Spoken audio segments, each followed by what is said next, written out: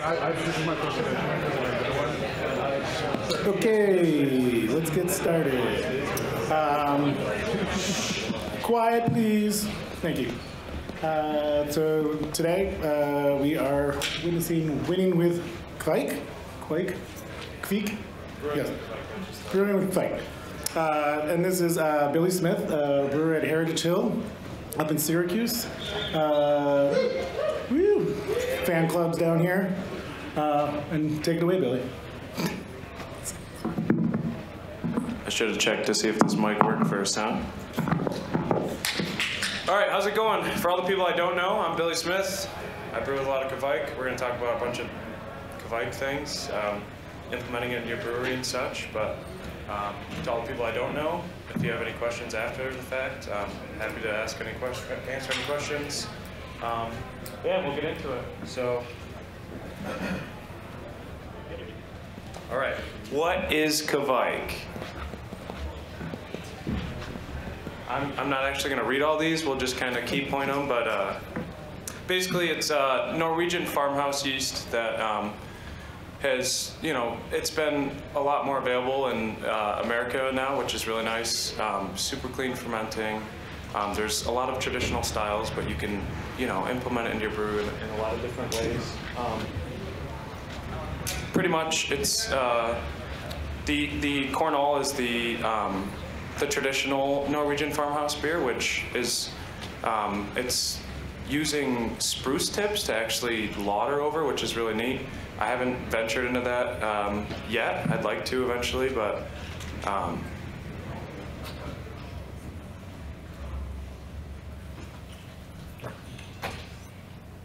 cool. Yeah. So super clean fermenting. You can, supplement US 04, 05, Conan, English strains, and get a quick, clean fermenting beer. Little to no diacetyl production, so you don't have to worry about de-rest on things that you need to push along a little bit quicker. Why Kveik? Fewer esters, so basically, most strains are single isolates, no bacteria. Some do have bacteria. It's such a new age thing that it's not. There's so many other strains out there that they haven't really been isolated and identified yet. So it's like a constant thing. There is like some controversial phenolic strains out there that people pitch in saisons or alternates to saisons, and but. For the most part, mostly non-phenolic strains.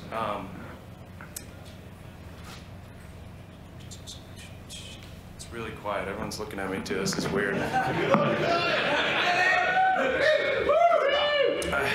don't think I had enough beers for this. Jesus. Anywho. All right. Stuff and things. Can everyone hear me? Do I need this? I'm so tall, it's like I'm like, hello. Welcome to my TED Talk. I'm going to fly through slides and be like, we have 50 minutes of questions, everybody. Oh, no. Nobody on this side of the room asks questions. I'm just kidding. It's not anybody I know asks questions. I'm going to keep it loose. I haven't done a presentation since like 10th grade, and I know you guys are like, oh, he's like 17, so that was yesterday. Oh, okay, we're good. Yeah, history of Kveik. Essentially, they're talking about Kveik stocks, which is these really neat wooden rings, or even back then they just would use a wooden paddle and submerge it, and then they'd use it to repitch. So again, at modern day brewing, it's not super common practice, but you could do it. I've heard of a lot of people on the forums using Kveik stocks still, or Kveik rings, which is really neat. I'll get more into like underpitching, overpitching, all that stuff in a few more slides, because we're going to read through the slides. Not in 10 minutes, in an hour. Has it been an hour yet? Yeah, cool. So initial temps were 30 to 40 degrees Celsius. We'll get more into pitch temps and stuff. Experimenting with Kveik. This is where it gets fun. I'll get a little more loose. So a good buddy from Syracuse big Kveik guy. He actually, he's from Chicago. He launched a brewery out there and got me using Kveik on a commercial scale. I was essentially I was homebrewing a lot while I was working with a previous brewery. My good buddy Andrew Brooks. They make amazing beer over there at Talking Cursive, and started experimenting with Kveik, still homebrewing, trying to implement it on a commercial scale. I somehow convinced him to let me use Kveik at the brewery, and we basically split off our flagship New England. I pulled 5 gallons of wort, pitched Kveik, dry hopped it with the same hops, and for one of our anniversary parties, we put the two side by side, and it sold well. Everyone received it well, and basically from there we implemented it in the brewery more and more with clean fermented beers that made sense with. So.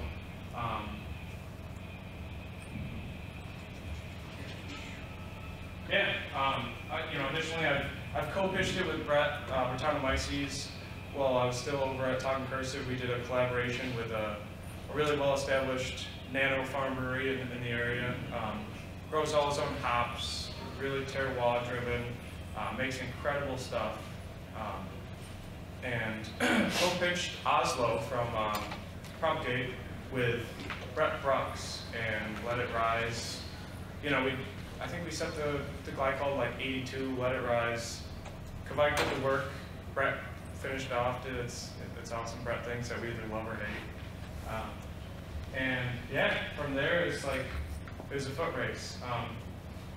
My good friend Keith Lindner from Underground Beer Labs was working with me at the time as well, and we kind of continuously pushed each other to use more Kveik and supplement it into the brew schedule, figure out how it makes sense at a production scale, and how can you further implement that and make good use of it.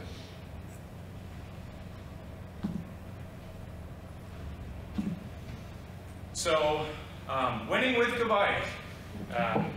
So, a key point that I wanted to, bring up was just how I implemented it and how it makes sense for me, and hopefully you guys can use it as well. But last year, 2 years ago now, almost, I started at Heritage Hill as the head brewer. I'm lucky enough to have a good team over there, amazing founder of the brewery who let me pitch Kveik and kind of do my thing. I started using Kveik in most of my clean beers, switching over from 04, 05, London, and it just made sense. I'm not pushing beers in 3 days. You can, yes, that's something we'll get into further, but yeah, we started using Kveik, and then last year I took gold medal in barrel-aged non-sour with a Kveik primary fermented beer, and silver for hazy IPA, which is crazy, I know. Hazy IPA without Kveik. But yeah, so basically the gold medal winner was Kveik in the primary, fermented at 100 degrees Fahrenheit, and then aged in a maple bourbon barrel, re-fermented, packaged, and then bottle conditioned with Kveik, which nobody hit me, please. And then silver medal is just my house strain, which I'll get into, of Kveik, and that's my workhorse. I get it from Propagate solely. They're amazing yeast lab, super accommodative. Shout out to Propagate. Good. And yeah, so I had great success with it. There's a million yeast strains out there. The biggest key points are just like no diacetyl or little to no noticeable diacetyl. And if you need to push a beer faster than you probably should, or you can. And it's 13 days turn to turn, but you can push it a lot quicker. I know of a lot of people who do package beers in 4 or 5 days with Kveik, which is absolutely insane, but very, very, very possible.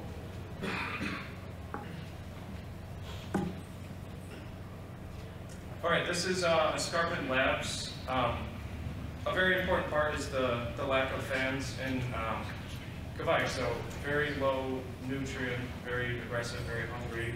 So this is 5 tips for success from Escarpment Labs, which it's a great little key point. They have awesome, awesome information on their website. They do a lot of blog stuff. They work with Scott Janish a lot. But essentially, Kveik's high nutrient, all malt, gravity wort, and extended mashes. So essentially, you want to mash in a little bit lower if you want high attenuation. But that's, it's most beers, most things. And you want to make a really fermentable wort in order to achieve that true attenuation you're looking after, or you're going to have some residuals. Basically, all the yeast nutrients, you gotta add nutrients always. It's important because it lacks that, and it will kind of fall on its face quick because it's so aggressive. So it'll eat so fast that you need to create something so it's substantial and can hold through that. So yeah, the 5 tips from Escarpment: highly fermentable wort, make either lower mashes, have good mash time. Don't do a 10-minute rest. If you do, that's fine too. Make sure you have conversion. Nutrients, big thing. Tons of good nutrients on the market. Nutrients are nutrients. Throw some dead 05 in there, whatever. Lots of oxygen. So I run about 10 particles per billion, which is plenty. I've had really good success with tank DO. My most recent canning batch, my highest tank DO was like 6 ppb, which I should have referenced that, but my awesome boss made the slideshows for me, so I'm reading it as you guys are. Yeah, and then different temps and pitch rates. Quick question. So, do these notes that you have on the site, are you seeing this any different from the others? Like, the things are pretty similar, obviously, to what we normally do with any yeast. Are you seeing different needs, like different certain things that are like specific to? So one of the big things, and it's been a small case study that I've done with my friend Keith from Underground Brew Labs, is pitch rate with Kveik actually does affect your pH, but it's only if you pitch a ton of yeast. For example, I'm a 10-barrel system. Sometimes I'll do 20-barrel turns. I pitch 2 barrels at the most of yeast, but we've noticed with pitching a true pitch rate, you have slight pH drop, and everywhere on the internet you'll find all these articles about Kveik, the pH is too low, Kveik changed it. Yes, I mean, it's aggressive yeast. If you pitch a true pitch rate, which I'm getting a few slides ahead, but essentially pitch rate affects your pH. It's substantial in the fact that you can underpitch the shit out of it, and you're going to achieve your true attenuation, and you're saving money for liquid pitches, dry pitches. But yes, if you pitch a full, if I pitch a 10-barrel pitch into a 10-barrel batch, I'll see significant pH drop, which I know it's crazy, but we've trying to hope to. I wanted to have it in the slide, but I don't have enough analytical data to put it in. It's something I'm working on, but don't be scared if you look stuff up on the internet. It's like, Kveik dropped the pH in my beer. Well, you don't need to put it, you don't actually have to do a true pitch with your brew house setups.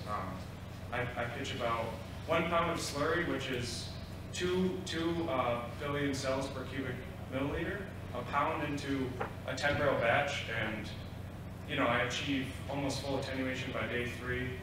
I'm dry hopping at 100 degrees. No one hit me, please. And capping, spooning. I'm spooning New England IPAs, and I'm pitching a pound of slurry that I've regrown 87 times. So it's cool, super versatile stuff. The internet scares you sometimes. It scares me. I look up shit. I'm like, no, this is why I don't get on my computer. My learnings.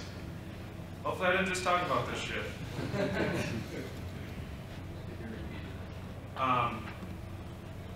So yeah, basically, the awesome thing about Kveik as well is different fermentation temperatures affect what you get out of the beer. We all know this pseudo-lager thing that's now a thing. You don't know if the lager that you're drinking is a plogger or a lager or what have you, but there are some small bits of analytical data that have proven that there's slightly more sulfur production with Kveik at a lower temperature, enough so to, if you pitch at 64 degrees, 62 degrees, you actually achieve slight sulfur, and people will think that they're drinking a lager, which is fine. Nothing wrong with it. Very versatile. But anything from that up till 100 degrees Fahrenheit, which is 38 degrees Celsius. I definitely operate in Celsius. I don't. I'm Fahrenheit. And yeah, I mean, basically, my pitch rates, my pitch temps are all based on what I want to achieve out of that. And I'll get into a little bit more of the style, the kinds of Kveik that I've used in order to achieve what I'm after. I have a Irish red upstairs that I want to bring as a proper example of well, not a proper style, but proper example, but an example of something that you can implement Kveik with, where if I didn't just tell you that it was Kveik yeast, you wouldn't know, and it's a true Irish red. So that's upstairs. I have some Cosmic Punch beer with Phantasm, but that's not Kveik. It's upstairs though, if you find it. Yeah, so some of my experiences in learning, fermentation temperature are huge. The higher temperatures, you're pushing a little bit more fruit-forward character. You're going to get clean from 60 degrees Fahrenheit to 100 degrees Fahrenheit. You're going to have a super clean, awesome fermentation as long as you feed it enough nutrients. And hotter, you get more esters. What I've found with the different strains is a bit colder, is more malt expressive. So for example, my Irish red that's upstairs is, I pitched at 63 degrees, glycol set to 68, and it's a good Irish red. Happy with it. And my New England Ipa Sour beer, pastry stouts, milk stouts, 100 degrees, let her rip. Throw your glycol on though, because she'll get real hot.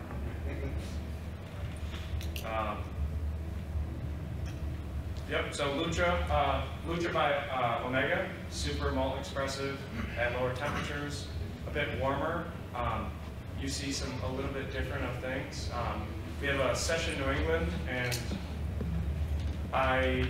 it's hard to build a big beer and build a small beer and put a bunch of hops in it and try to not have a bodiless New England. Even you can put 800 pounds of hops, but you still have to achieve a little bit of body. So Lucha actually helps with those smaller beers to achieve perceived body. I guess it builds that malt bill up a little bit, so that way that it can stand up to the hop charge that you put into it. So it works great for those things. I've done it in West Coast IPAs, milk stouts, and then Opshog from Propagate, which is MIP 352 or WLP 518 from White Labs, is my workhorse. Not flocculent at all. You got to break it and regrow it, or dump it and buy another bitch. But Lucha, you can have enough work. You can have enough secondary to ferment all 6 more batches off one beer, which is incredible. So yeah, those are my primary workhorses. There's many other strains out there that are equally clean, ester producing high. You get different things slightly colder, but all the same you can achieve a lot with all these different strains. I can only speak on the few strains that I've used and figure out work on a commercial scale, but there's so many more out there that I'd like to experiment with and stuff. But brewing at a production brewery, I'm just gonna keep doing what makes sense.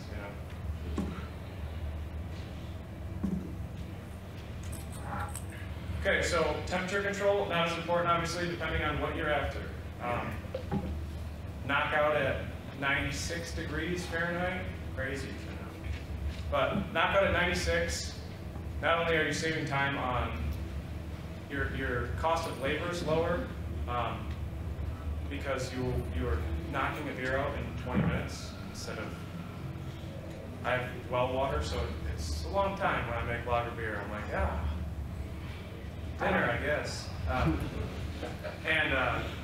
There's so many different flavors you can achieve from pitching Kveik. I mean, it's all very neutral, but every strain has its own.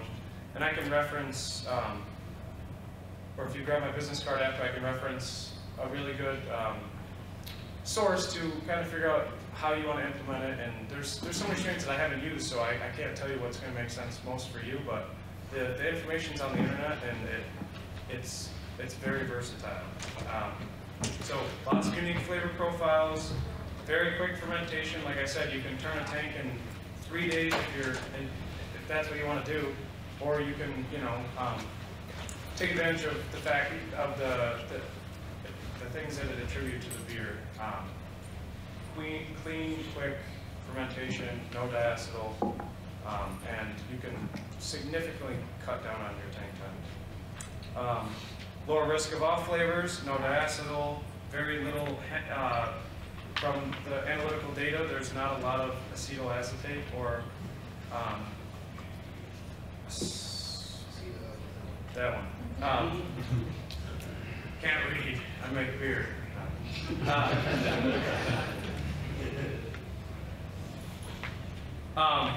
Yeah, so most Kveik strains do not ferment maltodextrose very effectively. Maltodextrose is a 3-glucose chain that makes up subpar 20% of the carbohydrates at work. That means many Kveik fermented beers will often finish in the 10 to 12 to 1.020, 3 to 5 Plato range, depending on your original gravity. To ensure a lower finishing gravity, take a page from the farmhouse brewers. Use a long mash, ideally at a lower temperature, to make a very maltose-rich wort. And note that you do not need to mash for hours. 60 to 90 minute mash. 149 will get you a drier, full attenuative beer. My New England's, the big beers, I treat it exactly the same as if I was pitching 1 to 3. Higher mash, give it all the dextrins.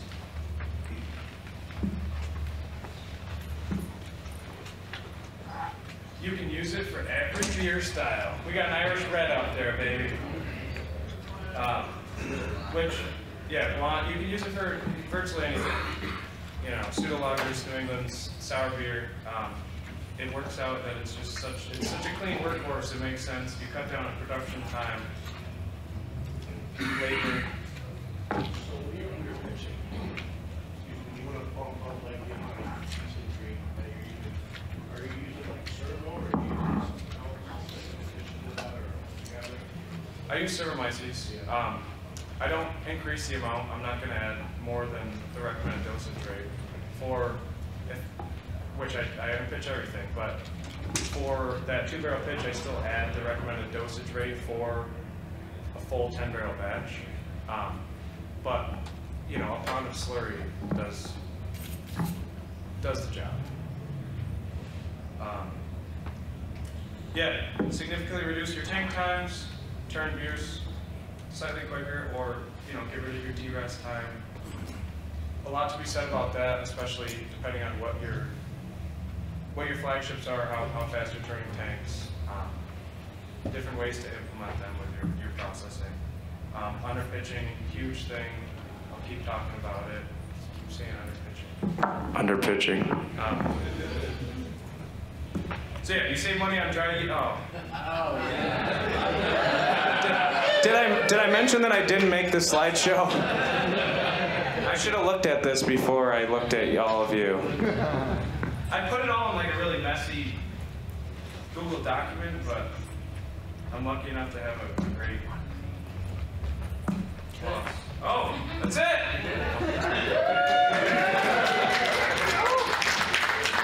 And I think now we'll do questions for 30 minutes or 40 minutes. Oh, I did all right.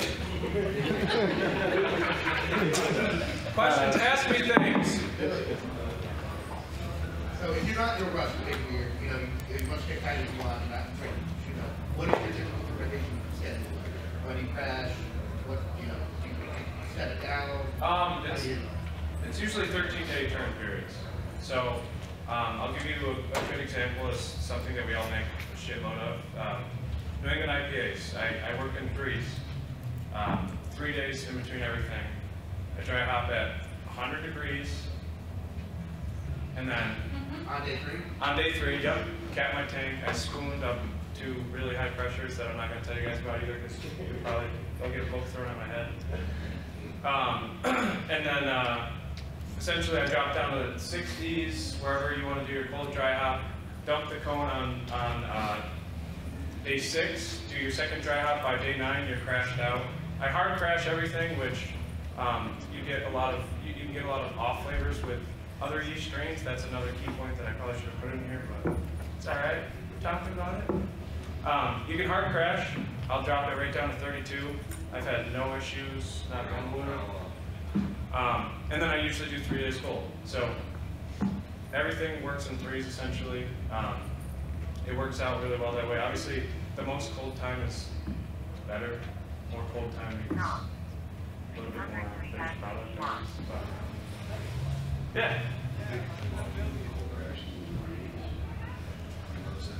No, I mean, taste stability is all just protein and suspension and enough hops, which is the same conceptually. Like every other yeast strain, some Kveik is more flocculent than others, so you will pull some protein out with cold time and dumping cones, but most strains are haze positive, so you will be able to maintain a hazy beer. You're refishing it a whole lot. Are you noticing any drip with Kveik, or is it So I've typically seen 2 billion cells per cubic milliliter across the board regrowing, and that's I've even gotten away from brinking, and it's the wonderful bags, the beautiful BSI or propagate bags. That's good. And I've gotten away from even brinking it. I've found that just even regrowing it in the sterile bag that it comes in, I don't have to pasteurize a brink and hoses while I'm trying to brew beer. I just regrow in the bag, and literally half a pound is enough to do what you need. I mean, it's so versatile, and it saves so much cost on effectively continuing with your production schedule. Hi, Billie. So I know I'm short, right? Oh shit! Hey, what's up? Over there, hey, what's up, David? What's up, man? So yeah, when you're fermenting at higher temperatures, are you worried about ester production? So that way, like, you'll kind of pick up the esters as you have the saison yeast, so you get that cloven mix and whatnot. You Yeah. So being a POF negative beer, I'm not gonna treat it. I'm not gonna say it like it is a saison, but yes, you do see noticeable things. A free roast saison is, obviously more estery than not when you control, but I haven't seen anything noticeable. The beautiful thing about it is within certain set temperatures, you achieve certain things with this style of yeast. Now, I can only speak on the strains that I've used, but I haven't seen anything noticeable or undesirable at 100 degrees. Clean esters and nothing off flavor, no bubblegummy, weird, well, things achievable. Things you want to say on, I haven't seen in that, no. Thanks, man. Yeah. Yeah, so I mean, I've used Boss before. I found that in the early years it's very, very clean, but if I had there's a malt to it, very nice black cherry, almond-like to it. Is that something that you test? It's very, very strong. It's not necessarily what you want. Right. Yeah. Have you found that that's just specific to Boss, or is it across all of them? And is it a nutrient thing, or is it just? I think it's all just temperature. It's temperature is it means so much because at 2 different temperatures, you can have two beers side by side and they're completely different things. Fermenting lower, it's more malt expressive. You can't achieve sulfur, a bit of sulfur, so that's why there's so many pseudo lagers out there, because there's that sulfuric production can't be scrubbed at a lower temperature, but at a higher temperature, it's expressing more of essentially the raw ingredients. But yeah, I mean, it's all fermentation temperature. Voss, I'm not super familiar with, but I think depending on fermentation temperature, it changes what you're after. In my experience, it's at the same temperature, it's just the malt is different. It's like the color specifically. Interesting. Yeah, yeah. What was the fermentation temperature on it? I didn't want to do 30°C on it. So that's like, in Fahrenheit, that's, Yeah. I definitely know what that is in Fahrenheit.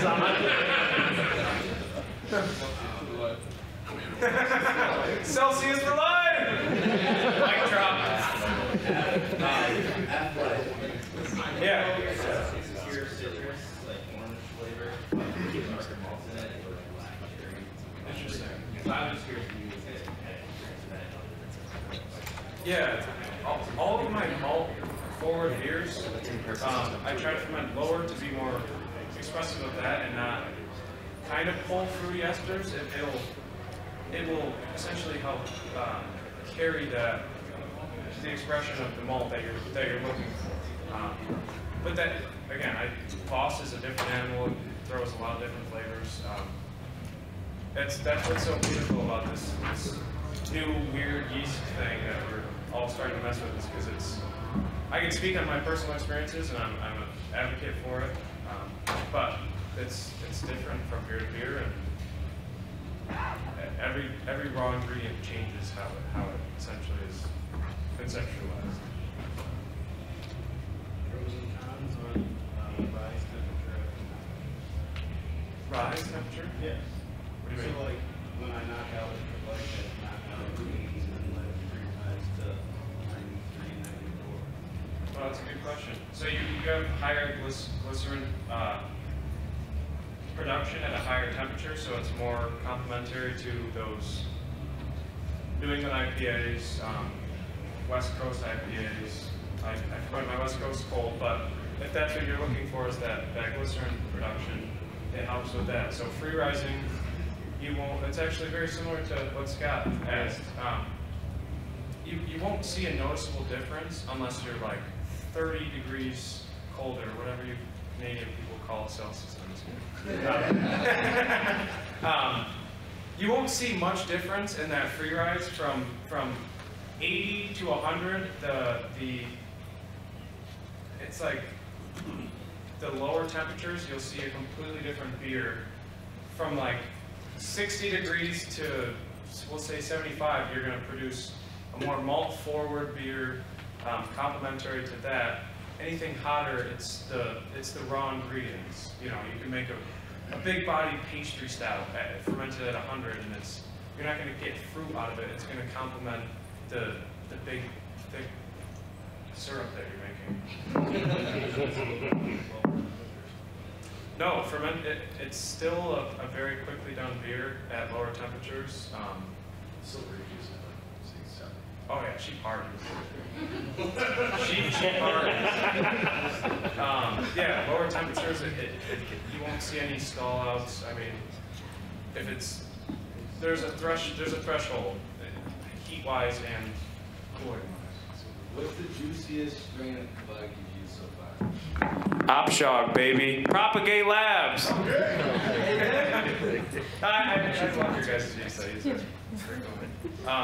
Yeah, Opshog is my workhorse. There's so many good strains out there that are very, very proper for and appropriate for New England IPAs. Essentially, whatever you want to throw in. I think I remember on a podcast that I think invited in Mitch Steele saying that in some of their trials they noticed like greater hop stability to beers in the package that were Kveik for hops like Citra. Have you noticed anything like that, or trying to test the difference between say a 1103 AT and stability with Kveik? No, I can tell you that Citra in all my hazies, though. No, I don't know. I haven't really done a side-by-side. Like I said, I've been using Kveik in a package for almost 3 years on a commercial scale, so I haven't been able to really do a side-by-side other than my first reference point when I was working with Talking Cursive. We did I think we pitched Conan in the base beer and did a separate Kveik sample that we pulled off, but it kicked in that night, so I couldn't tell you stability-wise. There's a question in the back. What gen are you on? Right now, Yeah. I'm on like 26. I'm a 2-barrel pitch, so something like 260 barrels off a 2-barrel pitch. So does your yeast company now hate you? Is that why she left? These two are in collusion back here. I'm not Yeah. Sorry. I have a quick question. So this is actually, I think, maybe more for Dan, but the amount of energy that you're not using now in terms of just letting that free rise, and you're doing things in a quicker way. Do you, you're paying the bills. Are you seeing like your energy consumption come down at all, like as a practical? Honestly, the most valuable thing is the quick turns of the beer. Okay. Like, I mean, it's tap room. Come spring, summer, fall. We just need them going, and that's the biggest value. But yeah, it's hard to tell the energy thing because of our our growth that consumes it. But it's obvious from the the data of what's happening that it is improving it. Okay. Have you seen any problems with re-fermentation in your fruited sours that you use? No, because I ferment all the sugars out of the fruit when I package. Take that. I dropped that one. Yeah, boom. One of those things is a lie, though. Have you noticed the difference in beer production when you dry hop with Kveik at a certain pH? With pH drop, you're saying, with Kveik? Well, I recently started recording my pH and fermentation. Just now. Scott Janish told me. Yeah, my man. No, Yes. with hops, you're gonna see pH change. It's No, so across the board. I've heard between 4 and 4.2 there's a haze stabilization when you dry hop, and I don't know if that correlates as well to the flavor.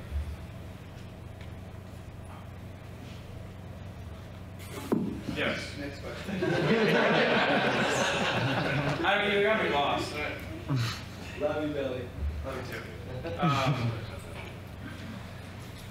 What got you started on this? Was it just being a beer nerd and read books? I sucked at this whole intro thing. I should have talked more about it. I thought I did. I'm sorry. You just read a formal note? Wow. Yeah, no, I was homebrewing a lot, even though I was working as a brewer.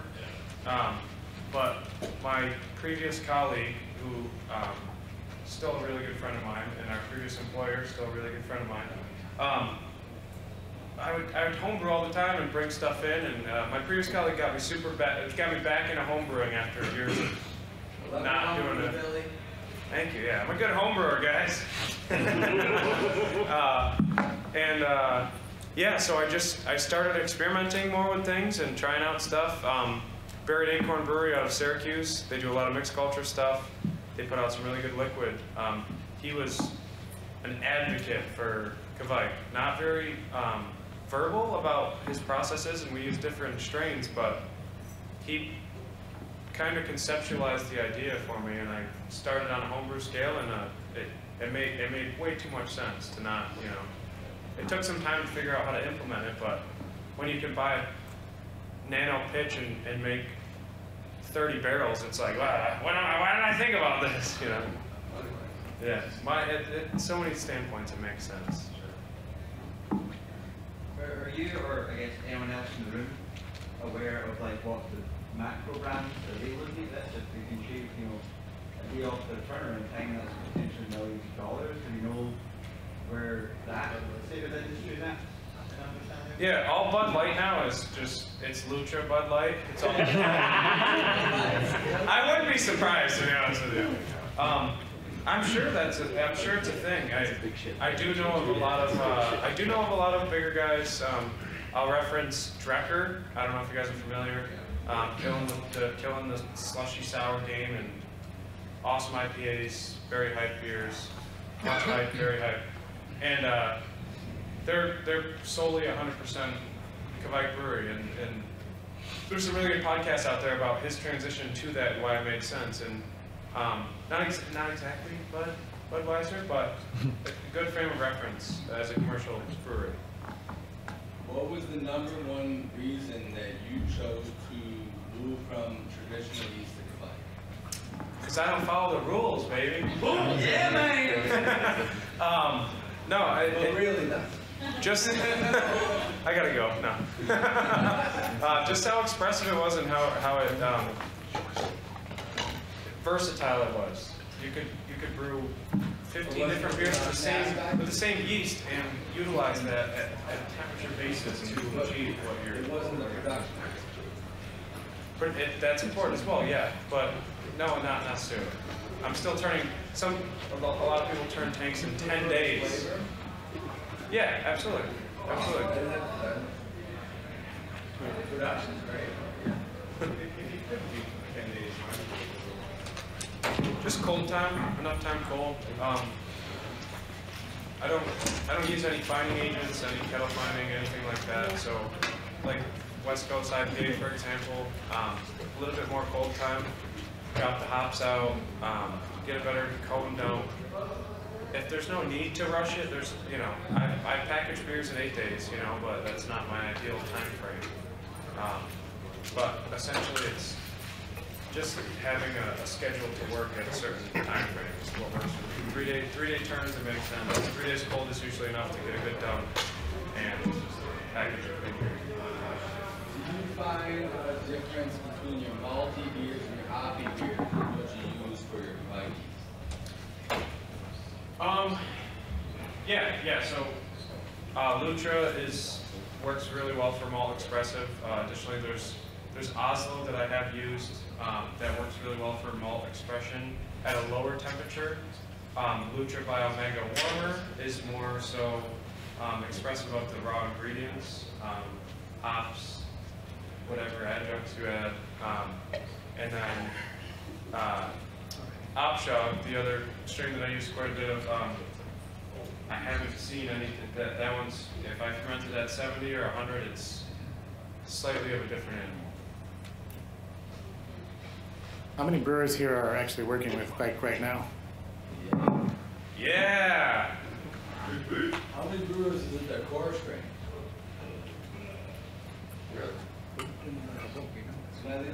No, there was one over here. I see you. I see you. Excellent. Do we have any more questions? Can I sit down now? All right, well, I think I did all right. Yeah.